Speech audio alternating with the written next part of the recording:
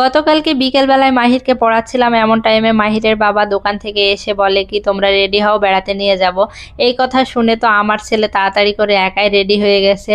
তারপরে আমিও রেডি হয়ে নিলাম, বলল চলো একটু 300 ফিট থেকে ঘুরিয়ে নিয়ে আসি। তো 300 ফিটে যাব ভাবছিলাম, পরে দেখি মাহিরের বাবা গাড়ি নিয়ে যেতে যেতে একদম নীলা মার্কেট নিয়ে চলে গেছে।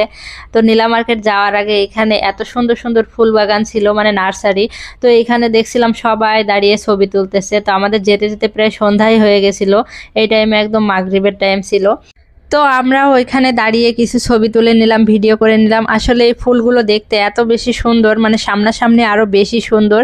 তো এখানে দেখছিলাম রাস্তার মানুষ সবাই গাড়ি থামিয়ে মানে ভিডিও করতেছিল, ছবি তুলতেছিল। তো আমিও একটু ঢং করে ভিডিও করে নিলাম। আসলে ঢাকা এসেছি অনেক দিন হয়ে গেছে, কিন্তু সেইভাবে কোথাও ঘুরতে যাওয়া হয় না, প্রয়োজনীয় কাজ ছাড়া বাইরে বের হওয়া হয় না। আর এইদিকে মাহিরের বাবা যে এত ব্যস্ত থাকে, তার তো দোকান থুয়ে কোনো জায়গায় যাওয়ার মানে সুযোগই নেই। তো গত 1 বছর আগে আমি এই নীলা মার্কেটে এসেছিলাম, গত পহেলা বৈশাখে।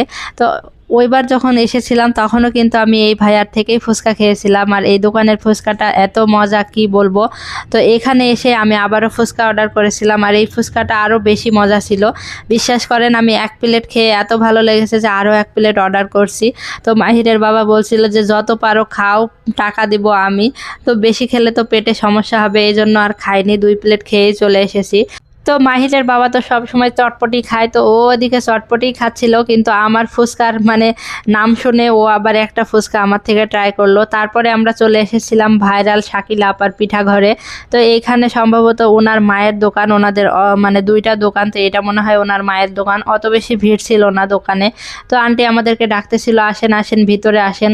পরে আমি এখানে যেয়ে জিজ্ঞেস করছিলাম যে হাঁসের মাংস কয় টাকা প্লেট। তো এখানে 5 পিস মাংস দেবে, 300 টাকা নেবে। আগে ছিল 250 টাকা, গত বছর যখন খেয়েছিলাম তখন 250 টাকা ছিল। তো আমি আসলে হাঁসের মাংস খাই না, কারণ আমার গায়ে প্রচুর অ্যালার্জি, হাঁসের মাংস খাওয়ার সাথে সাথে অ্যালার্জি বেড়ে যায়, এজন্য আমি হাঁসের মাংস খাই নাই। তারপরে 300 ফিট ঘুরে আমরা বাসায় চলে এসেছিলাম।